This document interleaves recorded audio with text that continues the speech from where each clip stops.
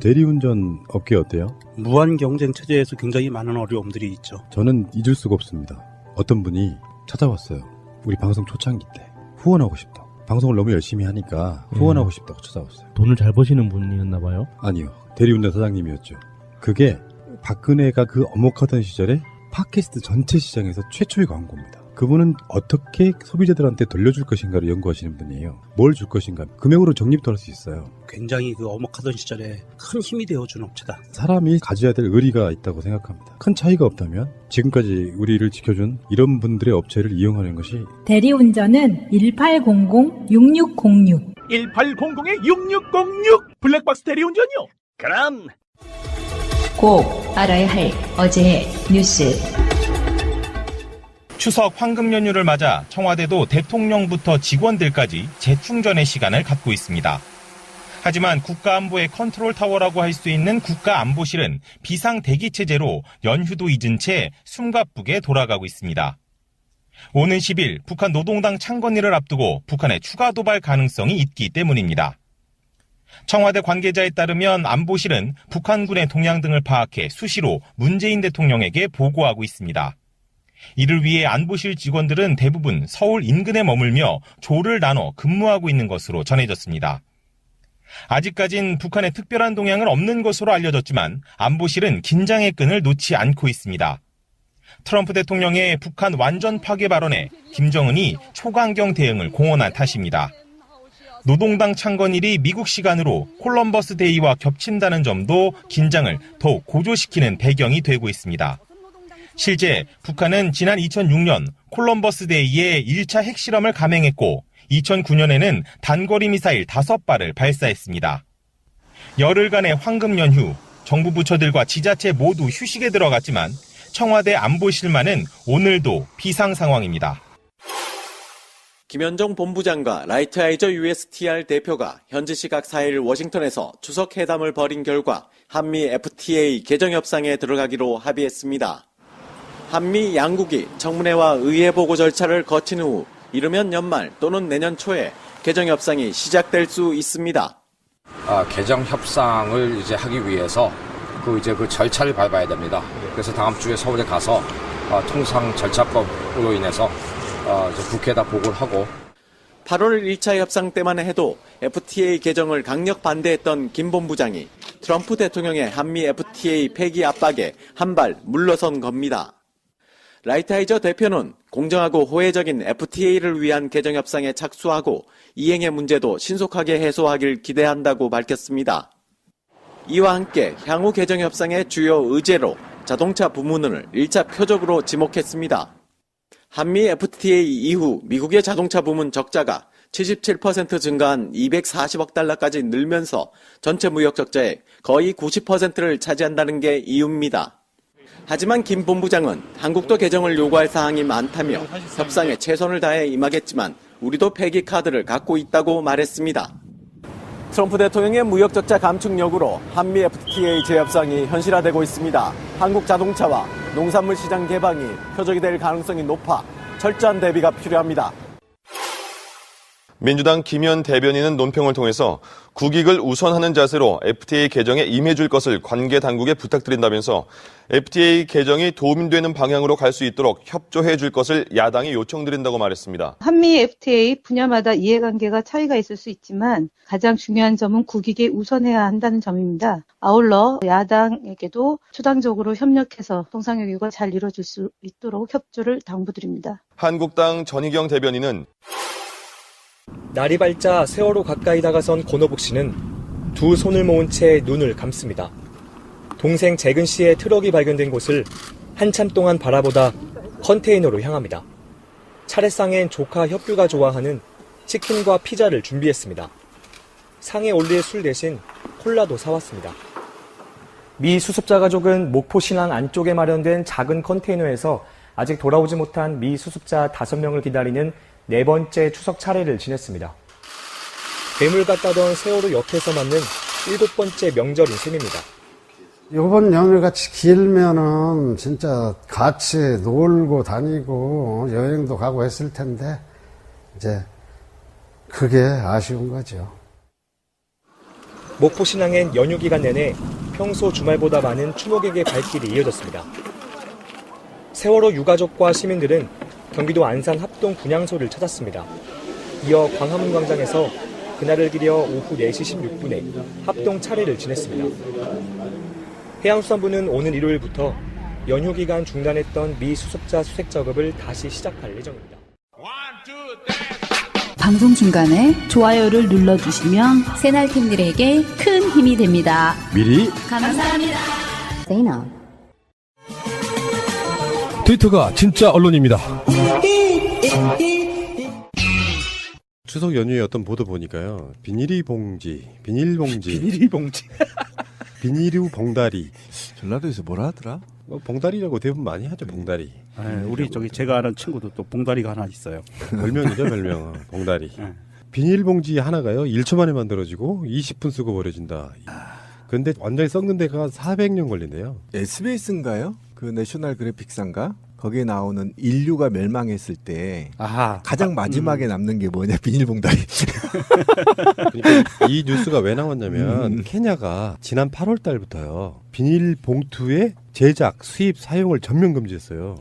적발되면 최대 징역 4년에 벌금 최대 4,300만 원 물어요. 잘한다. 예. 케냐에서 비닐봉지가 한 달에 2,400만 개가 사용돼 쓰레기로 쏟아져 나오는데 이게 케냐의 국가 기간 산업이 목축업, 어업, 관광업인데 여기에 어마어마하게 버려지고 그래서 이게 도저히 감당할 수 없으니까 비닐봉지를 제작하고 수입하고 판매하는 걸 전면 금지했어요. 실제로 우리나라도 굉장히 심각한 거 아니에요? 이게 그러네요. 이게 비닐봉지 하나가 1초에 만들어지고 20분 쓰고 버린대요. 20분? 네, 20분 쓰고. 그래서 이걸 뭐 영국에서는 악의 축으로 이미 규정을 해버렸네요. 비닐봉지가 악의 축이래. 좀 신기하다. 저도 이번에 이 의제가 올라오고 나서 다시 되돌아보게 됐는데 그 시골 같은 데 있잖아요. 비닐이 너무 많죠. 많죠. 농사용 비닐도 그죠? 많고. 예, 그건 바람에 날려서 예. 하수구 막혀서 막 그 홍수도 나고 그렇거든요. 이게 우리나라에는 어떻게 돼 있나요? 우리나라는 지금 무지하게 쓰고 있는 거죠? 아니 뭐 재래시장 같은 데서는 그냥 주고 마트 같은 데서는 30원, 50원 이 정도 하거든요. 20원짜리도 있어요. 네. 보통 우리가 비닐봉투를 0.5리터인가 이하는 그냥 줘도 되게 돼 있고요. 그 이상 되면 돈을 내게 돼 있거든요. 법적으로. 사용 규제는 돼 있어요. 근데 이게 제가 알기로는 예전 노무현 대통령 시절에 그 종이봉투 하게끔 법률이 제정이 돼서 최근에 제가 그 문제된 그 빵집 있잖아요. 그 빵집에 이제 우리 와이프가 빵에 중독되어 있거든요. 그래서 빵을 이제 일주일에 한 2-3번 사러 가는데 그때 선택하게 돼 있더라고. 그 빵집은 비닐종이하고 종이봉투하고. 그래서 저는 항상 종이봉투를 달라 하거든요. 가격이 차이가 있죠. 있죠. 종이봉투가 그러니까 사실은 공고사항이에요. 그런가요? 네, 이거 의무화해야 되는 거 아니에요? 그게 좋죠. 그럼 마차님은 아실 거예요. 프랑스 같은 데서 바게트 빵 같은 거 사면 종이봉투에 담아주죠. 일단 장 볼 때 모든 사람들이 자기가 비닐봉지가 아니라 장바구니를 들고 가야만 마트에서 물건을 사고 나은 후에 카트에 담아온 물건을 내 장바구니에 다시 옮겨 담아서 그걸 차에 실어요. 그렇지 않으면 장바구니를 안 가져가게 되면 어떻게 되냐면 카트에 물건들을 다 차에 옮겨 싣고 집에 갔을 때 그걸 하나씩 옮겨서 해야 되잖아요. 그래서 장바구니는 필수로 가져가고 재래시장 같은 경우에는 거기는 재래시장이 되게 잘 돼 있으니까 요즘 우리나라에서도 많이 보이는데 그 바퀴 달린 장바구니 있잖아요. 그렇죠. 네. 그거는 각 집안에 하나씩은 꼭 있어요. 끌고 다니는 거. 네. 지금 그 종량제 봉투 보고 처음에 어떤 얘기가 나왔었냐면 종량제 봉투를 썩는 재질로 만들자. 처음에 그런 아이디어가 나왔어. 근데 문제는요. 종량제 봉투 안에 있는 비닐이 봉투는 그렇게 되면 의미가 별로 없는 거예요. 대부분 비닐이 봉투에 담아서 그다음에 그 쓰레기 봉지 넣는 그런 방식으로 맞습니다. 쓰고 있잖아요. 그게 문제예요. 그러니까 실제로 지구의 오류 90%가 비닐이 봉투도 사실 플라스틱이잖아요. 다른 버전의 플라스틱. 그거를 90%가 이미 먹고 있는 상태라고 이야기하고 있더라고요. 그게 너무 끔찍하더라고요. 그 최근에 뭐 고래 같은 경우에 잡아서 배를 이렇게 보면은 비닐봉지가 가장 많다 그러잖아요. 그렇죠. 그리고 왜 그 스크럽하는 여자들 화장품에 들어가 있는 작은 알갱이들이 있어요. 이게 굉장히 심각합니다. 이거는 물고기들이 먹고 그거 다 우리가 먹는 거거든요. 다시. 네. 심각하네요. 그리고 이게 홍수나 바다를 통해서 특정 조류를 타고 특정 지역 인도양이나 뭐 이런데 뭐 대재앙을 지금 가져온다면서요? 대서양에도 그렇고 네. 쓰레기 섬이 만들어져요. 그러니까 맞아요. 어마어마하다고 지금 하더라고요. 그 플라스틱으로 되어 있는 섬이 벨기에만 하다고 하죠. 와 정말요? 네. 대단합니다. 제도로서의 민주주의가 흔들리고 구타는 일은 이제 없습니다. 민주주의가 밥이고 밥이 민주주의가 되어야 합니다. 자, 우리나라는 어떨까요? 우리나라는 2003년 연간 125억 개 수준이던 비닐봉투 생산량을 2008년 147억 개에서 2013년에는 191억 개, 2015년에는 216억 개 이렇게 늘었습니다. 어마어마하네요. 네, 연간 1인당 420개 정도 쓰는 셈이에요. 하루에 한 개씩 더 쓰는 거야. 네, 그러네요. 엄청 많네요. 그러니까 이게 지금 그 여러 가지 문제가 있는 게요. 마트나 슈퍼에서 주는 것도 문제지만 아까 프라님 얘기한 것처럼 쓰레기를 버릴 때 종량제 봉투 안에 비닐봉투를 담아서 버려요. 그리고 우리 음식물 쓰레기 버릴 때 어떻게 버리죠? 그냥 통에 버리죠. 두 가지예요. 그냥 통에 쏟는 데가 있고 또 하나는 음식물 쓰레기 종량제 봉투에 담아서 버려야 되는 데가 있어요. 그래요. 우리는 그러니까 이게 아파트나 넣죠. 아파트나 이런 데는 통에다가 버리잖아요. 그렇죠. 수거통에. 네, 중량만큼 돈을 내요. 예, 주택은요. 그 조그마한 주택용 통을 주고 인천 같은 경우에 음식물 쓰레기 종량제 봉투에 다른 음식물 쓰레기를 담아서 버리게 만드는데 음식물 쓰레기 한 번에 그만큼 안 나오잖아요. 그러니까 조그만 비닐봉다리에다가 묶어서 여러 번 담아서 그렇지. 채워서 버리거든요. 저 같아도 그래요. 저도 그렇게 해서 뭐 음식물 쓰레기 일주일에 한 번 정도 버리거든요. 그런 시스템이 문제라는 거죠. 가능하면 사용하지 않게 만들어야 되는데 우리가 놓치고 있는 부분들이 많다. 그리고 우리나라는 지금 리사이클 높은 편이래요, 세계적으로는. 근데 그래도 일반 쓰레기로 버리는 것 중에 80%는 재활용이 가능한 거다. 그렇죠. 이를테면 비닐이 봉투도 재활용품이에요. 그렇죠. 근데 그게 일반적인 쓰레기통으로 그냥 버려가는 경우가 많고 뭐 스티로폼부터 시작해서 음식물 쓰레기 기준 아세요 혹시? 음식물 쓰레기 기준은 내가 밤을 먹었잖아요. 밤 껍질이 남잖아. 음식물 쓰레기입니까? 아니죠. 아니에요. 껍질은. 음식물 쓰레기 기준은 동물이 먹을 수 있는 것만 하는 거야. 예를 들어 내가 갈비를 열심히 뜯었어. 집에 와서 LA 갈비를 먹었단 말이에요. 뼈다귀 남죠. 음식물 쓰레기 아니라는 거예요. 그럼 그 음식물 쓰레기는 동물한테 주기 위해서 만드는 건 아니잖아요. 그거 만드는 건 아니에요. 기준이 그렇다는 기준이. 기준이 그렇다는 것이고. 예전에 음식물 쓰레기를 화날 뻔했네. 초기에 음식물 쓰레기 분류 기준을 그렇게 잡아놓은 이유가 사실은 동물들한테 줬어요. 돼지 돈사 하는 돼지 사육하는데 개 사육하는 데다가 그것을 그분들이 가져갔어요. 그러니까 먹을 수 있는 것만 줘야 되는 거예요. 지금은 퇴비로 많이 하죠. 퇴비 공장에서 쓰는 그러니까 거죠. 옛날에 그래서 우리 식당에 가면 이쑤시개가 탄수화물로 만든 거 있잖아요. 그게 왜 나왔냐면 음식 쓰레기에 이쑤시개를 버렸을 때 동물들이 이쑤시개를 먹고 병이 걸린다. 그래서 그 초록색 탄수화물 이쑤시개가 나온 거거든요. 녹아버리게. 초기에. 예, 녹아버리게. 그러니까 초기에 기준이 그랬다는 거예요. 저는 이번 이 에피를 얘기하면서 충격적이었던 게 방글라데시 같은 경우는 88년부터 98년까지 국토의 3분의 2가 물에 잠겼던 홍수가 이 비닐 때문이었다면서요? 그러니까 배수가 안 됐구나. 네, 전 정말 이게 이해가 안 가지만 쓰레기 버린 거가 이제 하수구에 막은 거죠. 플라스틱이 막혀서 침식이 일어나고 이래서 홍수가 일어났다는 거죠. 중국 베이징도 마찬가지였다는 거예요. 그러니까 이런 것이 이렇게 큰 재난으로 이어진다는 걸 충격적으로 알았어요. 그래서 앞으로는 절대 비닐을 쓰면 안 되겠다라는 게 지금 위기의식을 느끼는 거예요. 그러니까 명절 연휴가 되고 나면 네. 쓰레기 수거를 잘 안 해가잖아요. 그러니까 이미 일반 주택가에는 쓰레기들이 쌓이고 있고 10월 4일 정도까지는 대부분 지자체들이 수거를 안 하는 상태로 수거하는데 명절 하고 나면 또 음식물 쓰레기 많이 나오죠. 다음에 선물 박스 같은 거 막 치워야 여러 가지 복잡한 게 있는데 한 번쯤은 우리가 우리 자녀들의 지구에서의 그 행복한 삶을 위해서 개인들이 다 이런 어떤 의식을 갖고 환경에 대해서 접근을 하면요 좋아지긴 좋아집니다. 한국인들은 특히 잘하는 게 그런 거잖아요. 분리수거 하라고 하면 정말 잘해. 이런 것들을 좀 마음속으로 비닐봉투 쓰는 거. 마트 같은 데 가서 비닐봉투를 사용하지 않게 되면 결국에는 비닐봉투를 나 그 비닐이라는 말이 너무 웃겨. 비닐봉투를 사용하는 게 비니루 이제 거예요. 기억나다. 비니루 비니루 봉투. 비니루가 이제 일본말 일본식의 그렇지. 영어죠. 비닐봉투를 사용하는 게 좀 줄어야 되겠다 이런 생각이 좀 듭니다. 예, 잠시 후에 오겠습니다.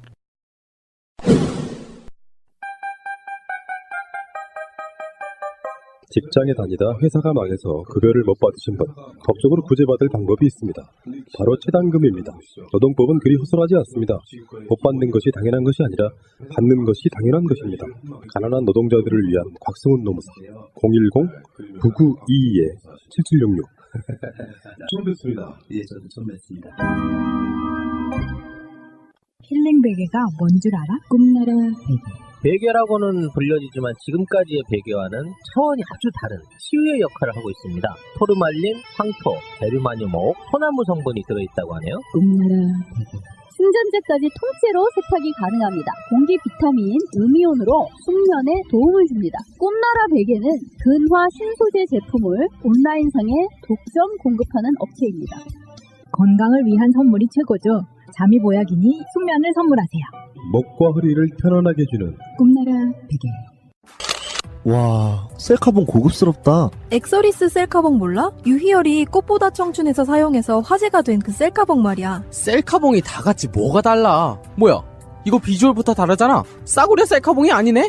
어디 싸구려랑 비교하지 마. 예술의 나라 프랑스가 만든 최고급 셀카봉이야. 난 스마트폰 말고 디카도 되는 셀카봉 있었으면 좋겠어. 엑서리스는 3kg DSLR까지 가능하단 말이야. 오. 그리고 어떤 크기의 핸드폰도 셀카 촬영이 가능하다고. 근데 이거 어디서 사는 거냐? 액션스튜디오.co.kr 또는 포털에서 엑서리스를 검색해봐. 홈페이지에서만 특가 판매 중이야. 이거 방송 준비 안 하지? 그런데 엑스리스가 뭐냐? 셀카 마니아라면 누구나 갖고 싶은 셀카봉. 럭셔리하네요.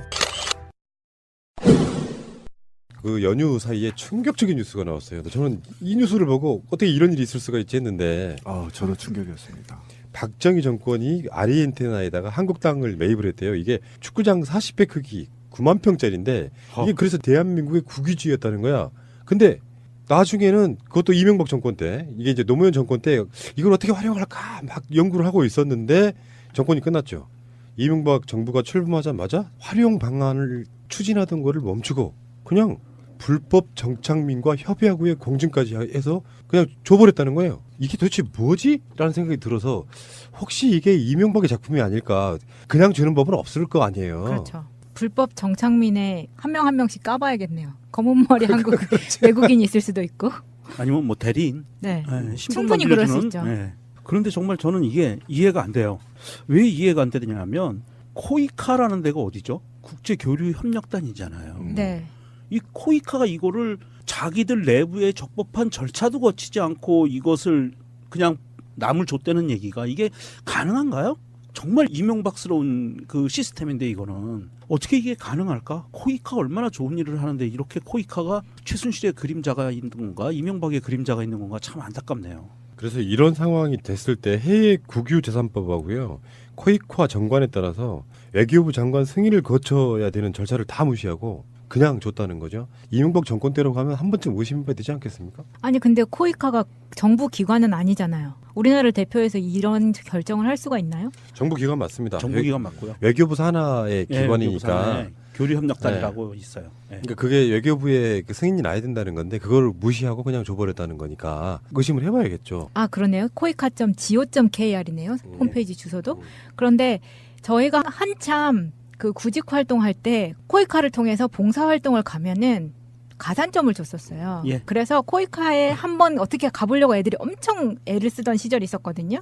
저는 못 가서 그게 좀 배가 아팠었는데 이런 단체가 어떻게 이런 일을 할 수 있는지 그냥 너무 이해가 안 가요. 우리 작년에 최순실 사태 벌어졌을 때 박근혜 최순실 게이트가 벌어졌을 때 캄보디아에 코이카가 개입돼서 최순실의 등을 업고 뭔가를 했었던 사건이 있었어요. 해먹었던 사건. 저는 그게 자꾸 오버랩이 돼요. 충격적인 게 이런 땅이 있었다는 것도 저는 충격적이고요. 그러니까요. 신기하네. 야. 해외 국유재산이라고 우리나라 거였으니까 예. 축구장 9배? 10배? 이 정도 사이즈 땅이 있었다는 것 자체가 신기하네요. 일단은. 이거를 어떻게 접근해야 될지 저도 좀 난감해서 말을 아끼는데 일단 짱돌 들고 접근하십시오. 일단 짱돌이 이게 문제가 아니에요. 문제는 이게 지금 면적이 있잖아요. 어마어마하다는 겁니다, 지금. 그리고 이게 구입 목적이 원래 개간을 목적으로 했다는 거 아닙니까? 개간을 했는데 도저히 개간이 불가능해서 개간으로 투입된 사람들이 흩어졌다는 거죠. 그 다음에 30년 동안 방치했다는 겁니다. 그리고 이게 면적으로 따지면 8만 400km의 자승이거든요. 이거는 이게 지금 적은 규모가 아니에요. 이게 지금 헥타르로 따지면요. 3만 헥타르거든요. 당시 구입도 211만 달러를 주고 산 돈인데 이게 지금 지도상에 보면요. 해변을 따라서 대륙까지 이어지는 땅이거든요. 굉장히 제가 볼 때는 가치가 높은 땅임에도 불구하고 이게 왜 방치됐다가 이것이 이명박이 제가 알기로는 이명박이 그냥 손댈 놈이 아니거든요. 그러니까 뭔가 이거는 국회에서 밝혀야 돼요. 일단 왜 이렇게 넘어갔는지 누가 결정을 한 건지 또 해외 국가 재산에 대해서 처분을 할 때 어떤 절차를 밟아야 되는 것인지 등등의 전반적인 감사가 필요하고 이 감사를 바탕으로 청문회도 해야 되는 어마어마한 거거든요. 이게 지금 장난이 아닙니다.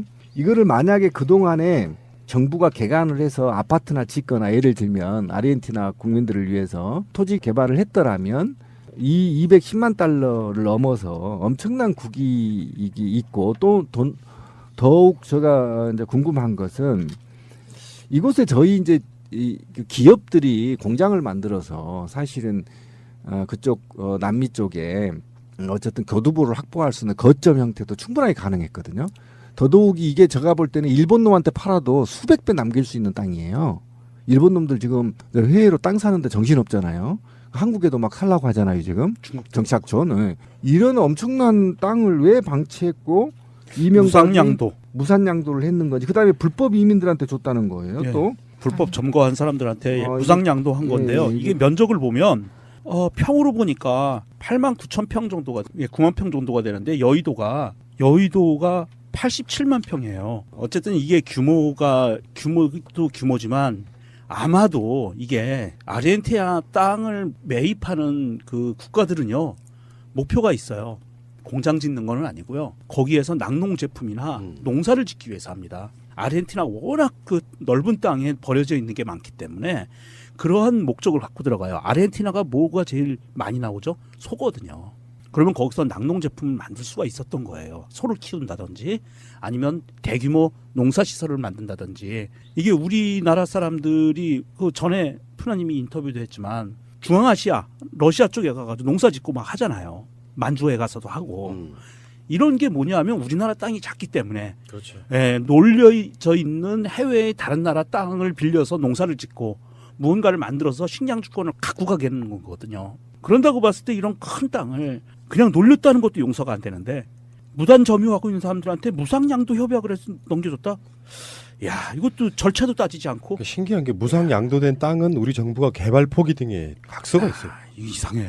근데 이거를 또 관리부처 공무원이 이것을 또 관계 부처 공무원이 왜 지금까지 방치했는지도 저는 의심이 가고요. 이게 이제 어느 소속인지 좀 따져봐야 되는데 국토부는 아닐 거 아니에요. 외교부 쪽에서 아마 관료하고 있었겠죠. 관리겠죠. 그런데 이걸 왜 어떤 목적으로 지금 30년 동안 방치했는지부터 국고가 지금 손실된 거 아닙니까? 네. 이거를 진짜 황당하네. 근데 하필이면 왜 노무현 정부가 이거를 재활용 방안을 연구 중에 있음에도 불구하고 그걸 이어서 어떻게 하면 국익에 도움이 될까라고 연구 용역도 주고 해서 이 땅을 활용해야 되는데 그냥 덥석 줘버렸다는 거 아니에요, MB가? 그럼 MB가 봤을 때는 이 땅이 다른 용도로 굉장히 쓰임새가 있다는 결론이 나오거든요. 그렇죠. 이명박이 그걸 그냥 줬을 그냥 리가 줬을 없잖아요. 리가 없어요. 제가 보기에는 이게 이명박이 움직인 것 같은데 이게 박근혜 정권 시절에서 이게 그렇게 무상양도 계약이 된 것 같거든요. 기간은. 그러니까 우리가 모르는 그 일종의 틈새 시장을 속속 들이하고 들었다. 저는 그렇게 보는 거예요. 이것 말고도 또 얼마나 있을까요? 숨겨져 이제 있는 게- 궁금해집니다. 이제 숨겨져 있는 게 많을 것 같아요. 전수조사해야 된다. 난 상상도 못했어. 이런 일이라는 게 가능하다는 게. 자, 알겠습니다. 새가 날아든다는 여러분들의 하트를 먹고 삽니다. 잊지 않으셨죠? 에피소드 제목을 누르고 플레이가 되면 오른쪽 위에 하트를 꾹 눌러주세요. 오늘도 감사합니다. 더 많은 분들이 들을 수 있도록 하트 꼭 눌러주세요. 올 것이 왔는데요. 문성근 대표의 합성 사진은 껌이었다. 희대의 어떤 그 사건이기도 하지만 올 것이 왔다고 제가 표현하는 거는 그겁니다. 그럴 줄 알았다고 생각되는 게 도청 감지 장치. 그렇죠. 이게 충격적이죠. 우리가 생각했던 그 모든 걸 국정원은 다 하고 있었고요. 우리는 그냥 넘겨짚었는데 다 사실이었다. 저는 그렇게 보는 거예요. 그러니까 그동안에 허위사실 유포로 실형을 받은 모든 시민들은 다 국가로부터 배상을 받아야 됩니다. 이게 전부 현실로 드러나 있거든요. 그런데 이게 이제 본인들한테는 힘든 건데 문성근 대표하고는 저하고는 좀 자주 만난 편이잖아요, 요즘도. 근데 자꾸 해킹 문제가 이제 대두가 됐었어요, 당시에도 사실은. 전화기가 이상하다. 그래서 다 아이폰으로 바꾼 거 아닙니까? 근데 아이폰으로 바꾼 지가 얼마 안 됐어요, 문 대표님이. 근데 문제는 문성근 대표의 폰에 저장돼 있는 많은 사람들의 전화번호가 털렸을 거 아니에요. 그리고 그 사람들을 도감청을 통해서 그들의 약점을 찾아내고 그 약점을 바탕으로 이런 모략을 했다는 거 아닙니까? 야, 국정원이 정말 저는 참 이상해요. 저는 도청 장치가 아니라 도청 감지 장치라는 거에 대해서 좀 의문이 생기는 게 왜 자기들이 도청하는 기관인데 도청 감지 장치가 필요했죠? 좀 이상하지 않아요? 그러면 이거 여기 국정원 말고 또 다른 기관이 여기 개입해서 도청을 하는 거를 자기들이 감지 장치를 갖고 감지를 했다? 이렇게밖에 안 보이는 거거든요. 제 입장에서는. 그럼 충성 경쟁. 그렇죠. 국정원만이 아니고 다른 부서에 도청하는 거를 자기들이 감지했다. 저는 이렇게 보여요. 사이버 사령부에서도 했겠죠. 예, 그러니까 저는 그렇게 보이고 그거와 더불어 또 이게 또 하나가 있네요. 외국인 대포 아이디 사용. 나 참. 이게 해외 IP 우회해가지고 외국인 이름으로 아이디 만들어서 썼을 거다라는 게 확실하게 되는 거잖아요. 증거가 나온 거잖아요. 근데 그래서 그거를 저희가 이제 어쨌든 단체 이름으로 고발을 했었거든요. 근데 사실은 다 빠져나가고 해외 IP로 빠져나가고 몇몇 2명인가밖에 걸리지 않았어요. 그러니까 외국 IP를 통해서 국내 블랙리스트를 작성하고 그 작성하고 심리전을 이제 외국 IP로 했다는 거죠. 사실은 그때 예전에 생각이 나는데요. 제가 우리 방송 때도 얘기했을 거예요. 그 토고에 가 있는 친구가 토고 아이디를 하나 만들어서 저한테 준 적이 있거든요. 뭐 그런 식으로 작업을 국정원도 했다는 겁니다. 왜 그러냐면 그때는 저희는 시발단들하고 싸워야 돼서 고소고발 안 당하려고 저희들 쪽에서도 그렇게 했었거든요. 그러니까 그런 측면에서 봤을 때 얘네들은 대규모로 해외 IP나 아이디를 통해서 국내 정치에 개입했다 이렇게 보는 거잖아요. 해외에 있는 국유 재산은 뭔가 이상한 과정을 거쳐서 사실상 포기에 가까운 걸 하고 한국에 들어와서는 이런 식의 작업들을 국정원이 했다고 하니 이게 박근혜 국정농단은 농단도 아니에요. 비교해보면. 아무것도 아니죠. 네. 솔직히. 이명박의 국정농단은 어마어마한 거죠. 국가정보원을 동원해가지고 이런 작업들을 시키고 뭔가 찔리는 게 있으니 도청 감지 장치를 뭐 가동하고. 근데 이 도청 감지 장치라는 거를 핸드폰에만 했을까요? 저는 집이랑 사무실에도 다 했을 했죠. 거라고 생각해요. 네. 그럼 그랬을 거라고 생각을 하면 그 스트레스나 이런 거 그 엄청 충격일 것 같거든요. 그때 김재동도 그런 이야기를 했었잖아요. 자기는 항상 누구한테 감시받고 있는 것 같다. 근데 그런 느낌을 받고 산다는 것 자체가 살 수가 없죠. 끔찍하죠. 기억나세요? 우리 그 길거리 초창기에 촛불하고 이랬을 때 사람들 막 따라다니고 오토바이 따라다니고 이런 인터뷰 많이 했잖아요. 그게 이제 현실화 되는 겁니다. 한번 생각해보세요. 오토바이 타고 따라다닌다고 생각해보세요. 얼마나 무섭겠어요. 이거 어떻게 해야 되나요? 한숨 쉬는데 우리 곰PD. 사생활이 다 털린 거고요. 이건 사생활이 털렸다는 건 뭐냐 하면 이 사람이 집에 만약에 집이나 사무실에 들어갈 때 요즘 전자키 쓰잖아요. 번호키.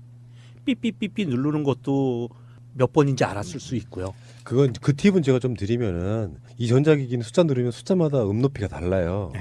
그쪽의 전문가들은 소리만 듣고 네. 비밀을 몇 번인지 압니다. 소리 안 나게 설정해 놓을 수 있거든요. 여러분도 그렇게 하시기 바래요. 소리 나는 거는 정말 전자키는 소리 나는 거는 안 나게끔 만들어 주시면 좋아요. 그런 사생활이 다 털리고 이게 화장실을 몇 번 갔는지 이런 것까지 다 털리는 거거든요. 그리고 PC를 통해서 PC에 달려있는 카메라를 통해서 내부를 쳐다보고 있고 더더욱이 저는 그런 것까지도 체크를 해야 된다고 봐요. 그 감청 장비 있잖아요. 멀리서 주파수 쏴서 감청하는 거 있잖아요. 레이저 감청 장비. 예, 미국하고 쿠바가 지금 갈등이 추방된 게 바로 그 사건 때문에. 전 세계적으로 정보기관은 다 쓰고 있는 거예요. 그렇죠. 레이저 감청 장비. 예. 그러니까 그것도 사용했을 가능성이 있어서 어쨌든 이 중반적으로 이거는 왜 청문회 방식으로 좀 가야 되지 않겠어요? 1차적으로? 특검이나 청문회 방식으로? 연휴에 검찰은 하루도 안 쉬고 지금 일하고 있대요. 굵직굵직한 사건들만 굉장히 여러 개잖아요. 예. 그런데 이 사람들이 내가 봤을 때는 그래. 이제 국정원 적폐청산 TF에서 올라온 자료를 갖고 수사하고 막 이런 방식으로 하고 있는데 깜짝 놀랄 거예요. 우리나라 국정원이 이랬나 싶은 정도로 지금 언론에 다 밝히고 있는 것 같지는 않고요. 일부가 이제 이렇게 새나가는 이런 방식으로 지금 우리가 알고 있는 정보 같은데 도청 감지 장치. 자기들도 그게 불법이라는 걸 알았다는 뜻일까요? 아니면 알죠. 우리가 도청 장치라고 하면 우리가 이제 감청이라는 개념을 좀 도입하면 저번에 RCS가 다 그런 경우잖아요. 네. 막 핸드폰 들여다보고 다 들여다보고 이런 감청까지 하면 그런 프로그램이 깔려 있는지를 찾아내는 뭐 장치일 수도 있고 상부 보고용 보고서에 이런 문건이 있다고 하니까 그것도 뭐 도청 감지 장치 예정 뭐 이것도 아니고 가동이라고 쓰여 있다고 하면 무언가 이게 우리나라 국가정보원이 저는요 국가정보원이라는 말 들으면 알레르기 날 것 같거든요.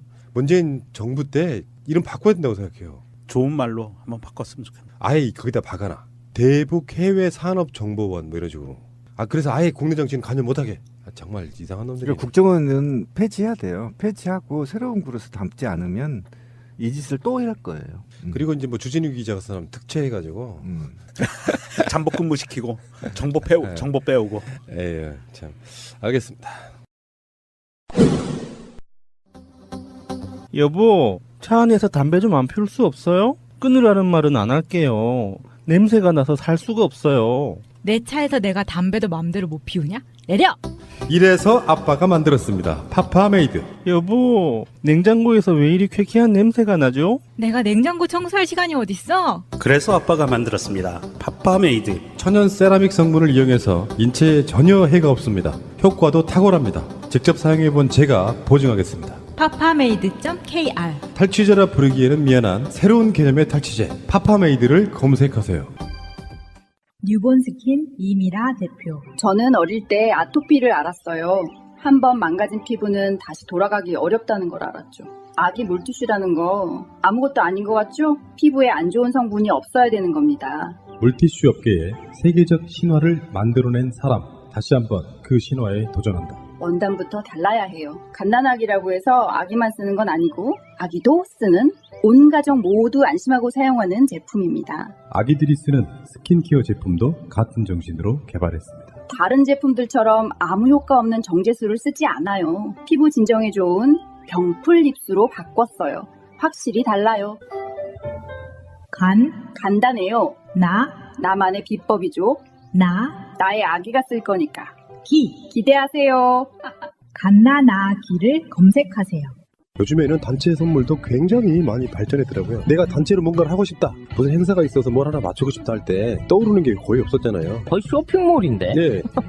아이디어 상품들이 많네. 이분들처럼 다양한 물건이 있는 곳이 없어요. 정말 그러네. GALLERY 갤러리 GIFT.co.kr 1666-5404 오 싸고 영싸네. 감동스러운 게 이거네요. 사이트에 등재되지 않은 상품이나 국내에 없거나 세상에 없는 상품도 개발 제작 가능하답니다. 오 대단한데? 단체 선물은 갤러리 기프트였습니다.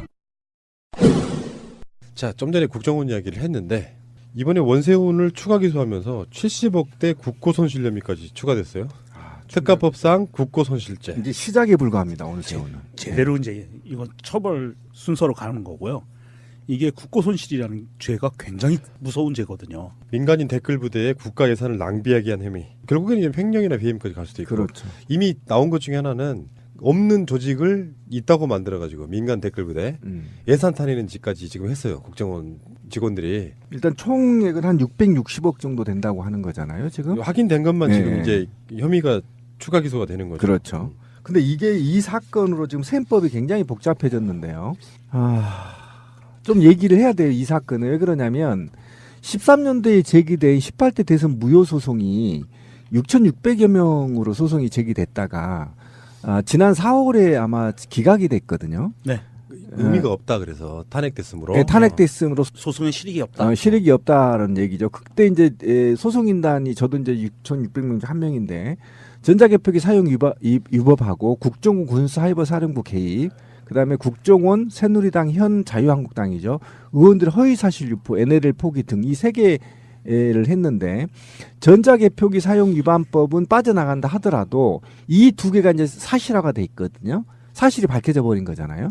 그러면 첫 번째 대법원이 기각에 대한 외부 압력에 대한 지상 조사가 있어야 돼요. 그렇잖아요. 대법원이 왜 원래 제가 알기로는 선거법은 180일 이내에 처리를 해야 되는데 양승태가 이거를 깔아뭉겼잖아요. 4년간을. 그렇죠. 그러니까 이 지연에 대한 청문회 왜 지연을 했는 것인지. 예? 그다음에 이거가 지금 문제가 되는 거. 두 번째는 지금 소송이 아까 말한 대로 소송에 실익이 없다고 해서 이 선거법과 관련된 중앙선거관리위원장을 상대로 소송을 낸 거거든요. 이게 무효 처정해달라고 냈기 때문에. 그런데 이거를 대법원이 180일 이내 현 선거법을 위반하고 불법으로 깔고 안 이거 전대미문 사건이에요. 네. 법치국가 이래 우리나라 70년 이래 전대 이런 사건이 없었어요. 사법부가 이런 이런 적이 없었어요. 3.15 부정선거도 이 정도는 아니었습니다. 그때도 사실은 이명박 정부의 부정선거단과 3.15 부정선거단이 유사해요. 그런데 3.15 부정선거와 관련해서 10배 정도가 셉니다. 지금 이명박 정부가. 3.15 때도 좀만 돌이켜보면 3.15 때도 부정선거를 자행하기 위해서 당시 자유당이죠. 자유당이 전국 청년연합회를 규합해요.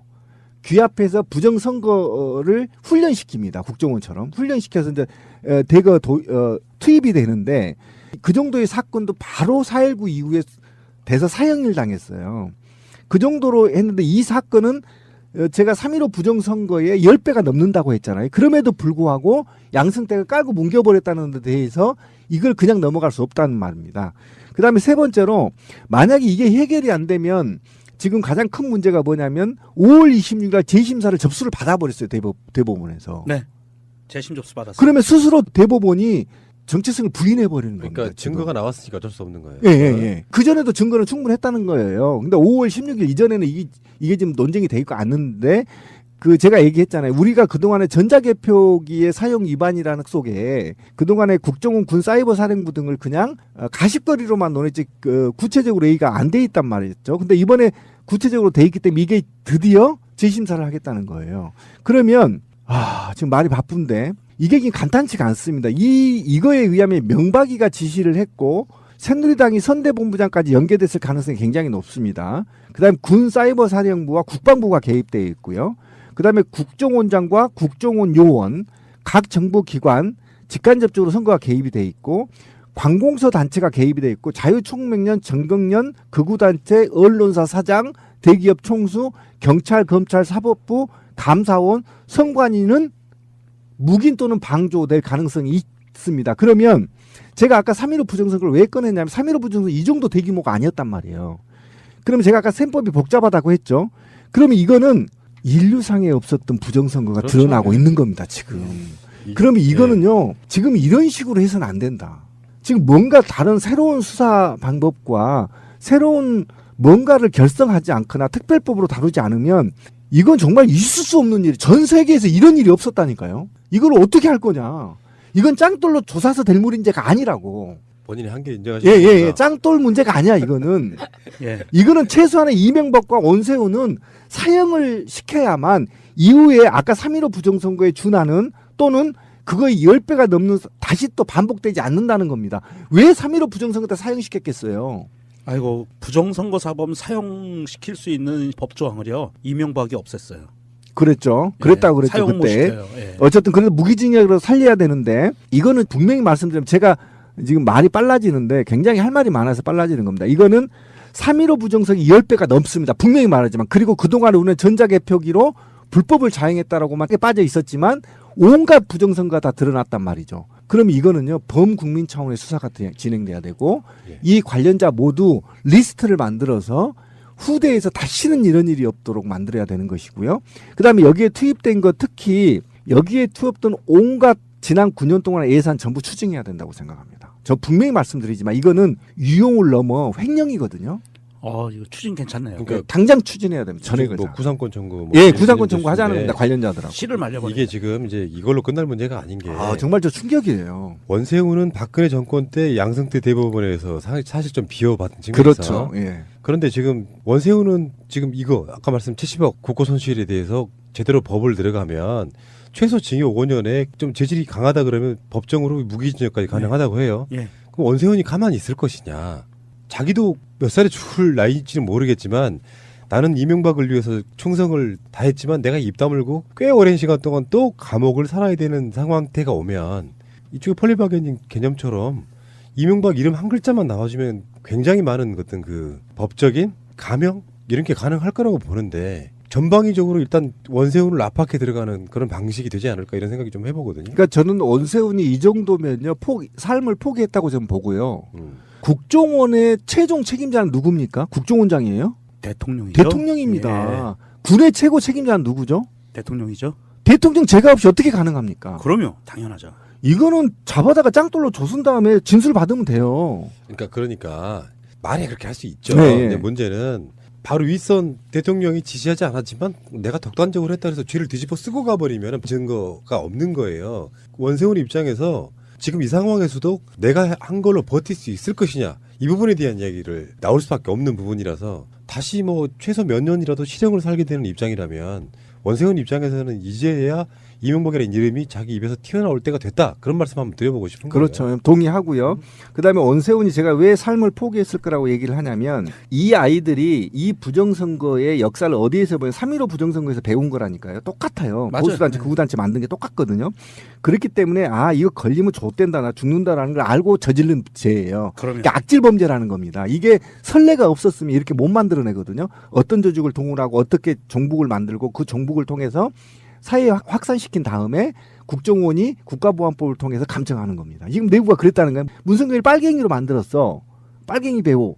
그래놓고 국정원은 국가보안법을 통해서 도감청을 한 겁니다. 내부 지들이 알아서. 이런 식으로 만들었기 때문에 이게 바로 전형적인 3.15 부정선거 때 바로 밝혀졌던 거거든요.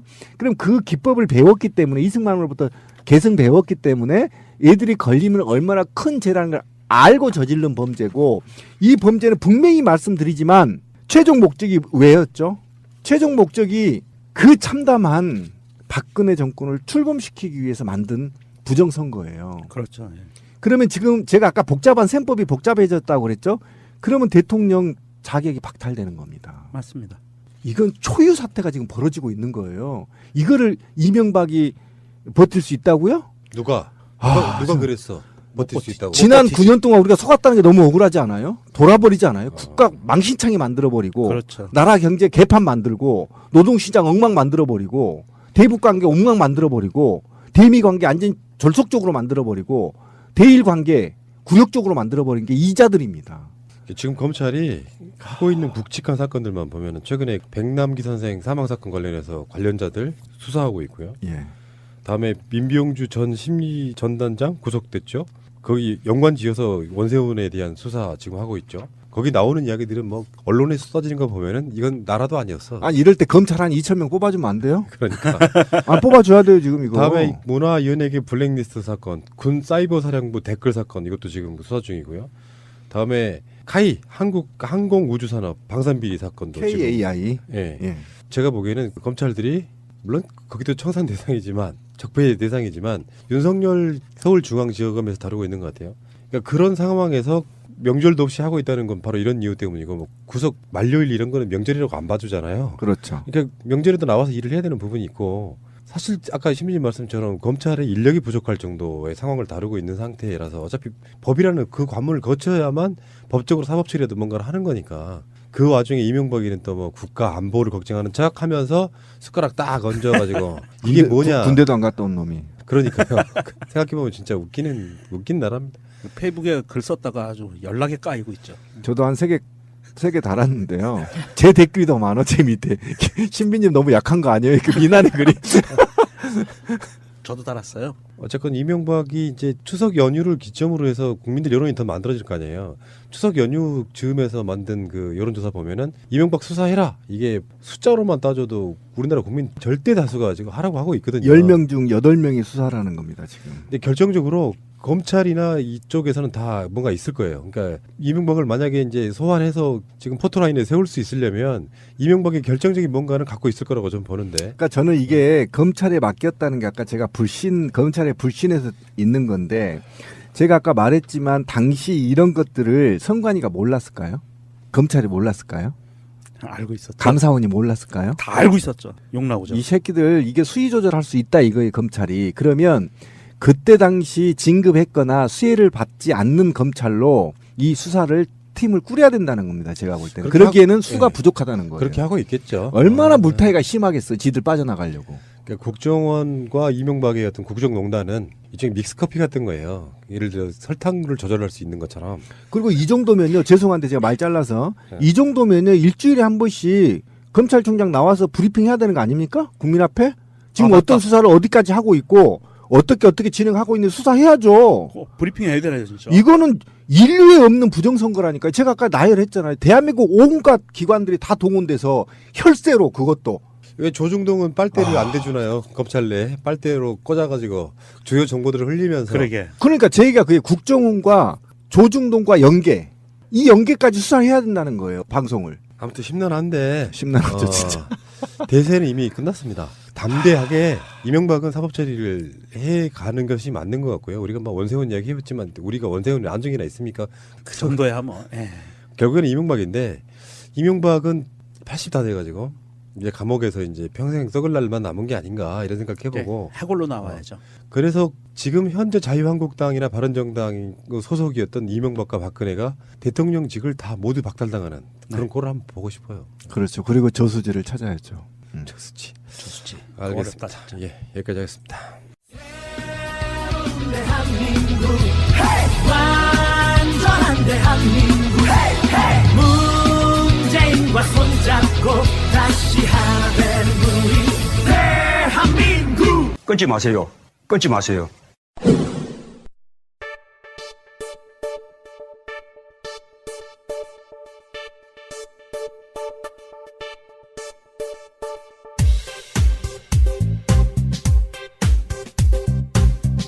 안녕하세요. 별입니다. 손님 안녕하세요. 안녕하세요. 플라워 꽃입니다.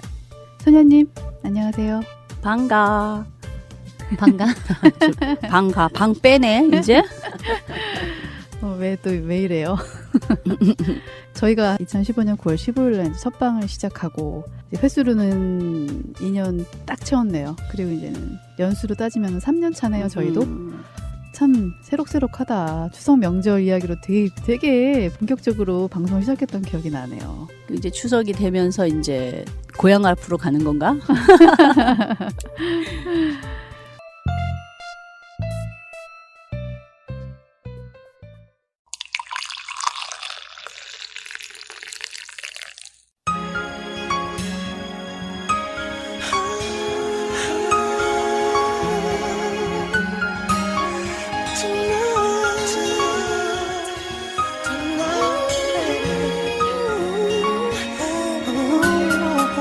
Cause you're my love forever, man.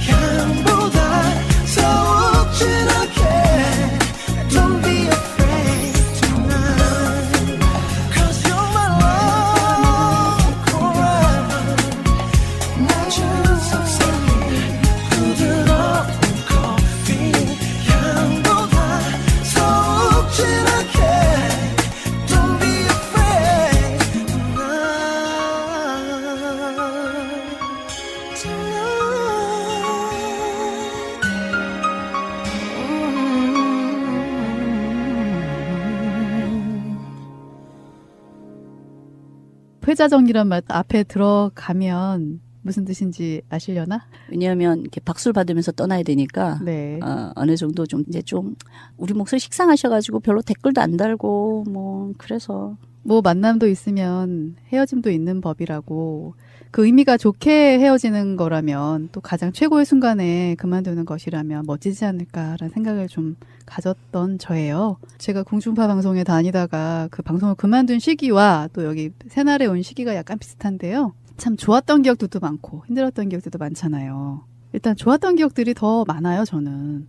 방송 시작하면서 평소 제작진으로만 있었지 제가 방송에 딱 뛰어들어서 진행자로 방송을 할 수 있게 만든 거는 새날이거든요. 물론 과거에 뭐 조금씩 진행을 하긴 했지만 종교 방송을 하려고 새날에 발을 딱 들여놨는데 두 분을 만나게 된 거잖아요. 참 홍대에서 처음 만났던 날들 기억나네.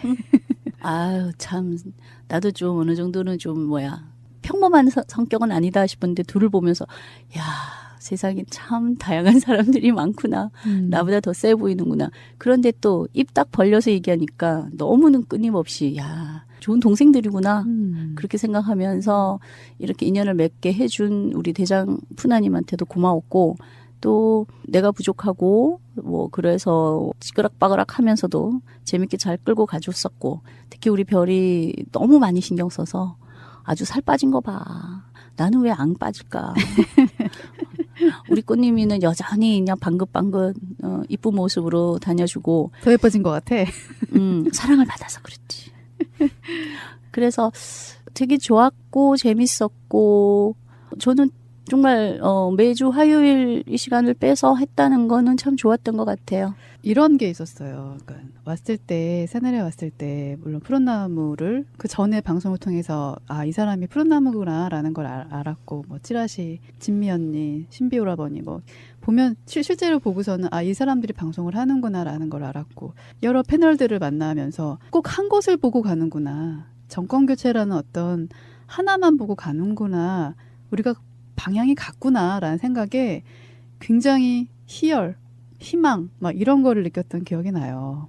저 같은 경우는 제가 또 고향이 대구고 그러니까 정말 저랑 친한 친구들 중에서나 꼭 아니더라도 이렇게 내 사상과 가치관이 맞는 사람들하고 열심히 떠돌 수 있다는 것도 굉장히 정신적인 오르가즘이었던 것 같아요. 어디 가서 이렇게 충분히 누구를 까면서 그러면서 작은 희열을 느낄 수 있었잖아요. 503호 까면서 했고 특히 또 좋았던 건 그 국회의사당 앞에서 갑자기 좀 가슴이 뭉클해지네. 탄핵 결정되던 그때 우리 같이 있었잖아. 그 현장에. 그러네요.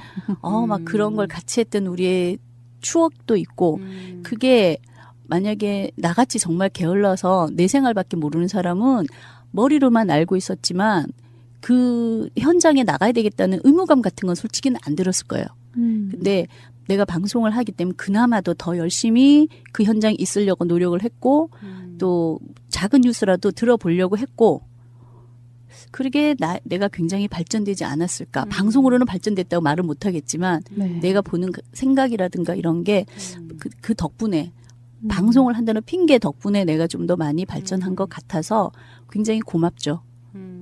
근데 이제 끝내야 된다니까 아쉽긴 하지만 웃으면서 떠나고 뒤통수가 아름다운 사람이 되기 위해서 그래야 될 것 같아요. 저는 또 기억나는 장면들이 몇 개가 있는데 탄핵 그 시기쯤이었던 것 같아요. 뭐 선거도 치렀지만 토요일마다 광화문에 가서 촛불 들었던 거 있잖아요. 꼭 만났잖아요. 만나고 뭐 꽃님이는 시민의 눈 하면서 앞에 나가서 서명 받고 소리소리 지르고 이런 모습들 있잖아요. 이게 눈에 선한 거예요. 이렇게 돌아보면 와 우리가 촛불 통해서 또 생생한 그런 장면들이 있었구나 그런 생각도 스치더라고요. 힘들었던 거 있었잖아요. 왜 힘들었을 때도 있어요. 특히 이제 나 같은 경우는 제일 처음에 방송을 시작했을 때 나는 정말 페이스북 이런 거 정말 게을러서 안 했어요. 근데 우리 방송을 이제 홍보를 좀 해야 되겠다 생각이 딱 들어서 보니까 진짜 친구가 100명이 안 되는 거야. 100명이 뭐야? 한 50명도 안 됐던 것 같아요. 별로 열심히 안 했으니까. 근데 이제 이 별이나 꽃님이는 워낙에 이제 활동을 많이 했던 친구라서 굉장히 많은 친구가 있어서 아마 홍보가 되게 잘 되는 것 같더라고요. 나 스스로는. 그래서 그때부터 열심히 페이스북이라도 좀 하자.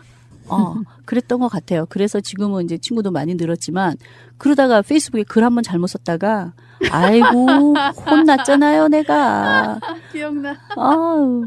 그래서 얼른 내려버렸지. 근데 이제 또 자존심은 있어가지고 대장님한테 나 이거 꼭 내려야 되나요? 걔네 아니 뭐 꼭 내리란 건 아니지만 내 생각은 그래요. 알겠습니다. 내리고. 그랬어요? 어떤 글이었을까? 지금 지나고 보면 별것도 아니었는데 그때는 모든 게 이제 상황이 조금 뭐라 그래야 되나 굉장히 예민할 때니까 누구나 다. 그래서 많은 사람들이 그러잖아요. 말 잘못했다가 혼나기도 하고 또 안 본다 그러고 막 난리를 치기도 하고. 근데 그러면서 느낀 건 뭐냐면 굉장히 이슈가 떠올랐을 때는 한 발 물러서서 잠깐만 생각을 해보자. 더 큰 사람이 보고 더 크게 판단하는 걸 한번 믿어보자. 일단은 그렇게 생각하는 버릇이 조금은 생긴 것 같기는 해요. 저 같은 경우에는 힘들었던 기억은 없어요, 솔직하게. 항상 그냥 저는 화요일날 우리가 방송을 했기 때문에 월요일날은 무조건 쉬는 날이었어요, 저한텐. 그게 저한테는 굉장히 도움이 많이 됐던 시간이에요. 엄밀히 따지면 쉴 수 있는 시간이니까. 그러면서 그날 이제 방송 준비도 하고 그리고 이제 뭐 잠도 자고 이랬었으니까. 그리고 또 내가 하고 싶은 말 다 할 수 있어서. 그러니까. 네. 그러니까 제가 이 얘기는 뭐냐면 뭐 정치적인 뭐 이런 걸 떠나서 내가 공부하고 싶은 것들 있잖아요. 내가 알고 싶었던 것들, 일반적인 상식, 뭐 이런 것들을 바빠서 못 찾아보는 것들이 있었잖아요. 그거를 일부러 내가 이거를 주제로 선정을 했기 때문에 좀 더 내가 막 알아보게 되고 좀 더 눈으로 한번 읽어보게 되고 그리고 그거를 또 이제 말로 또 이렇게 녹음으로 평생 또 근거로 남게 되는 것들 이게 나의 큰 자산이었었기 때문에 사실은 저는 힘들었던 건 없었던 것 같아요. 힘들다기보다는 그걸 하면서 조금은 뭐라 해야 되나 내 생활을 아무래도 약간은 포기해야 되는 게 있어. 누워서 쉴 거라도 방송해야 되면 공부를 해. 근데 그게 굉장히 지금 현재는 발전이 됐다는 게 게으른 나로서는 좀 힘들었어요. 워낙 부지런한 우리 꽃님이는 늘 하던 거니까 좀 더 집중했을 수 있었고 저 같은 경우는 워낙에 게으른 사람이었다가 그나마 한 2년 정도는 뉴스에 대해서만은 좀 부지런을 떨었던 것 같아요. 그래서 되게 좋았고 재밌었고 또 말하는 걸 아무래도 좀 더 조리 있게 경성도 특히 제가 말 중간에 빨리 끊어버린다고 되게 이렇게 지적을 많이 받았어요. 생각해 보니까 제가 좀 그랬던 것 같아요. 왜냐하면 마주보고 얘기하면 감정이입이 되니까 내가 말을 끝까지 안 맺어도 알아듣잖아. 네네. 그런데 방송에서는 그러면 안 되는 걸 그렇죠. 새삼새삼 끝까지 말을 해야 되는 거라는 거를 배우게 된 거죠. 배우게 된 거예요. 그렇죠. 네. 제작의 어떤 의미에서는 그런 게 있더라고요. 저는 책임져야 된다는 어떤 그런 의무감 같은 게 있었어요. 물론 푸른 나무가 저희 셋한테 모든 정권을 다 주고 다른 팀 같은 경우는 푸른 나무가 어느 정도 개입도 하고 푸른 나무가 방송 진행도 하고 같이 했잖아요. 근데 저희는 완전히 셋이 별도로 움직였잖아요. 서로 셋이 의논하고 그렇죠. 텔방에서 의논하고 그렇게 어떤 전권을 다 줘서 저희 셋이 의논하면서 만들어갔던 방송이기 때문에 저는 의미가 굉장히 커요. 그게 가장 커요.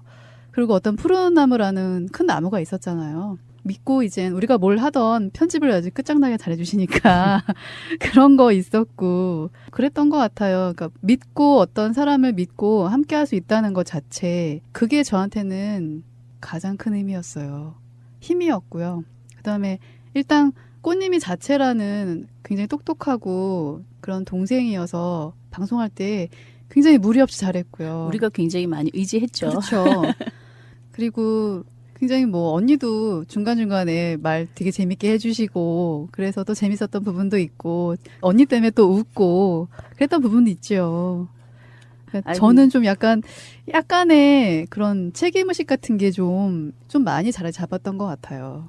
그래서 힘들고 늘 우리는 좀 꽃님이랑 나는 좀 즐기면서 했던 것 같고 우리 별이는 굉장히 조금 부담스러워하면서 혹은 부담스럽다기보다는 굉장히 책임감 있기 때문에 무겁게 이 방송하는데 좀 다가왔던 거. 그게 언니로 봐서는 조금 안타까웠어.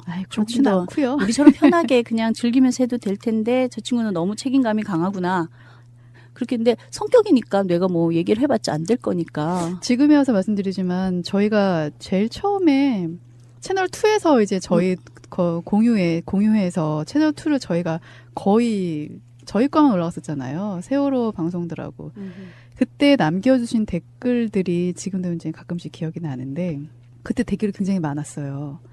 저희 방송 들으면서 재밌다, 뭐 공감대를 형성할 수 있다. 그리고 그렇지. 가끔씩 저한테도 이렇게 문자 보내주시는 그런 페이스북으로 통해서 혹은 트위터를 통해서 제 전화번호를 모르기 때문에 그때 이제는 메신저나 이제 문자가 오죠. 그러면 기분 굉장히 좋은 거예요. 오늘 방송 들었는데 너무 재밌게 잘 들었다. 이런 방송 정말 계속 해달라. 이렇게 말할 때는 힘이 나는 거죠.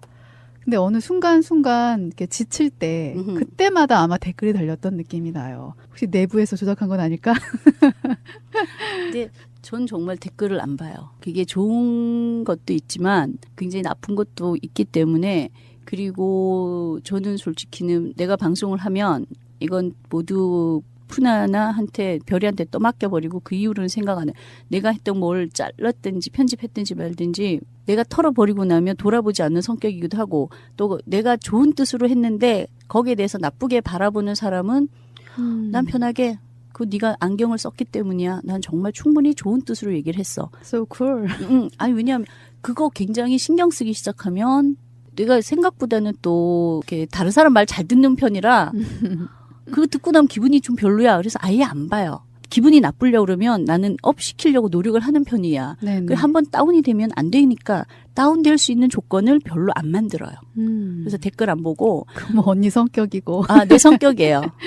내 성격은 왜냐하면 한번 상처받거나 힘들면 굉장히 다운이 돼요.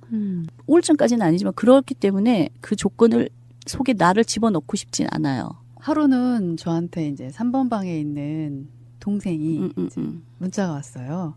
언니 요즘에 왜 이렇게 방송을 안 하세요? 그런 말이 딱 문자가 왔어요. 그래가지고 애청자잖아요. 그리고 촛불 집회 때 자주 봤던 동생인데 우리 방송 하는데? 들은 적이 없어요. 그러는 거예요. 뭐지? 맨 끝에까지 이제는 끝까지 들으면 저희께 방송이 몇 개가 있었는데 그거 이제 이게 올라와 있을 경우 이제 듣고 그렇지 않을 경우에 못 들었던 거예요. 그러니까 그거 일부러 찾아서 들었다고 그 다음에 이제 문자가 왔어요. 너무 고맙잖아요. 그런 사람을 만날 때 굉장히 고마운 거죠. 그러니까 일부러 찾아서 나 언니 팬이에요. 이 방송 들었어요. 이렇게 얘기해 줄 때 페북도 그때 그런 분 있잖아요. MNG님, 김원강님.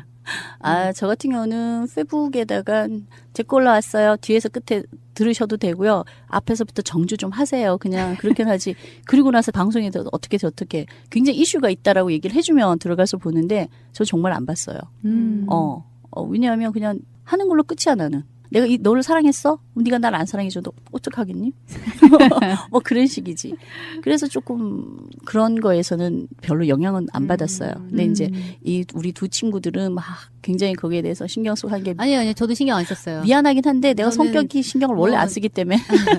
저도 약간 비슷한 면이 좀 있는 게 들으면서 비슷하다고 느낀 게 저도 댓글 잘 안 살펴요. 네. 그래서 내가 좋은 뜻으로 했어. 너도 좀 좋게 받아들여 봐봐. 저는 제 계정에 단 댓글도 잘 안 봐요. 네. 이럴 때 좀 본다고 좀 하면 안 될까? 진짜로. 왜냐면 성격이라. 예. 그것까지 볼 시간이 없더라고요, 저는. 워낙 많잖아요. 네네. 바쁜 친구야. 우리.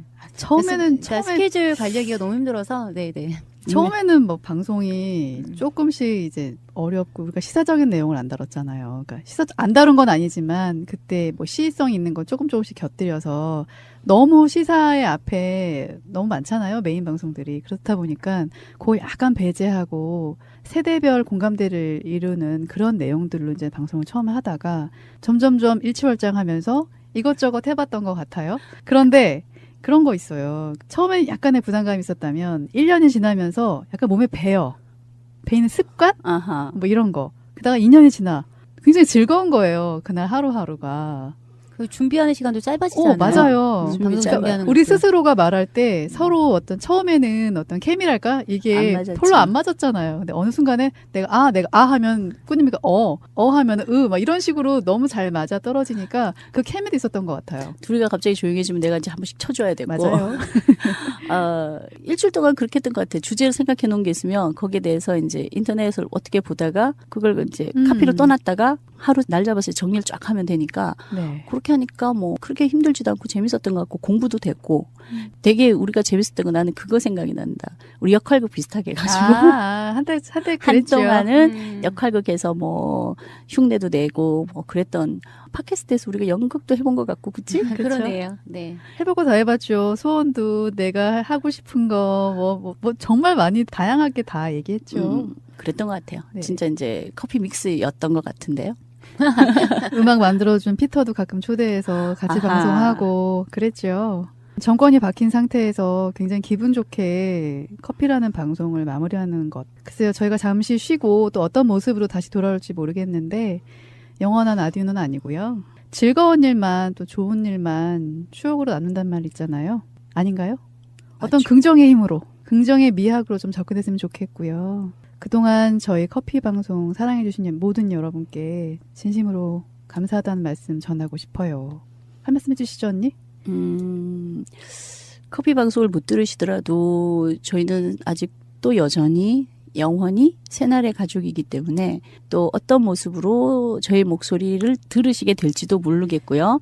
그때는 처음으로 댓글 볼게요. 처음 다시 나갈 때 그때 많은 척 많이 해주시고요. 저희는 늘 그 모습 그대로 다시 새날 식구처럼 우리 푸른나무님이 키워준 작은 나무들이지만 푸른색을 띌 수 있도록 노력은 하겠습니다.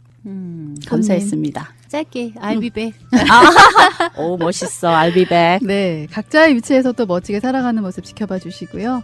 셋이 함께 마지막으로 인사합시다. 여러분 사랑합니다. 그런 슬픈 눈으로 나를 보지 말아요. 가버린 날들이지만 잊혀지진 않을 거예요. 오늘처럼 비가 내리면은 창문 너머 어렴풋이 옛 생각이 나겠지요. 그런 슬픈 눈으로 나를 보지 말아요. 가버린 날들이지만 잊혀지진 않을 거예요. 생각나면 들러봐요. 조그만 길모퉁이 찾지. 아직도 흘러나오는 노래는 옛 향기겠지요. 그런 슬픈 눈으로 나를 보지 말아요. 가버린 날들이지만 잊혀지진 않을 거예요.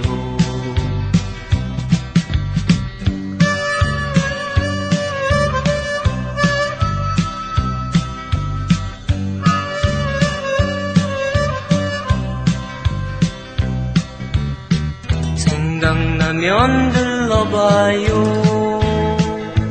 조그만 길모퉁이 찾지.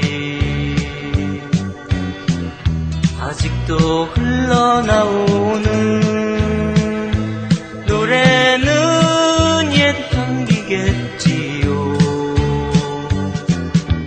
그런 슬픈 눈으로 나를 보지 말아요. 가버린 날들이지만 잊혀지진 않을 거예요. 잊혀지진 않을 거예요.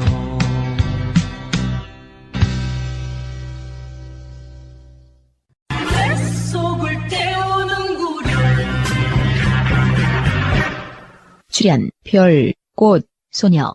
타이틀 음악 피터리.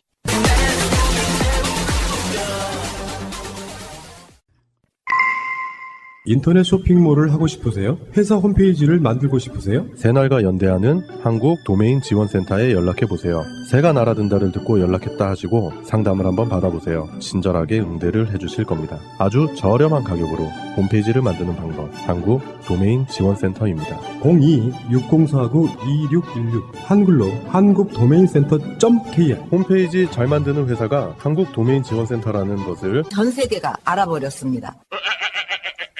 새가 날아든다 팟빵 1, 2 채널 유튜브 새가 날아든다 구독하기를 꼭 눌러주세요. 구독하기를 하시면 정말 새가 날아갈 수 있는 힘을 주시는 겁니다. 구독하기는 공짜입니다.